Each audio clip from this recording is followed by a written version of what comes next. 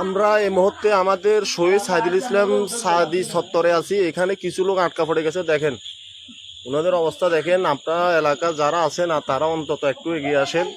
আমাদের এই মুহূর্তে কোনো প্রকার আর্থিক সহায়তার দরকার নেই, শুধু মানুষগুলোকে উদ্ধারের একটু সহায়তার দরকার। আমাদের একটা কমিটি গঠন করা হয়েছে, এখানে উদ্ধার কমিটি, চিকিৎসা কমিটি এবং কি আমাদের সাইক্লোন সেন্টারের ভিতরে নিরাপত্তা কমিটি, সবগুলো মিলে আমাদের এখন জনবল সংকট। আপনারা একটু আসেন, সবাই একটু একত্রিত হন। এই মহিলাগুলার আমাদের কাজীবাড়ির এখানে আশেপাশের লোক।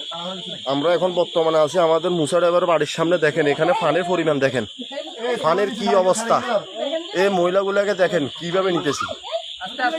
আপনারা একটু এলাকা যারা আছেন, আপনারা সর্বপ্রথম যুবক ভাইরা শুরু করে আমাদের যারা ভাই ব্রাদার আছেন, বন্ধু বান্ধব আছেন, আপনারা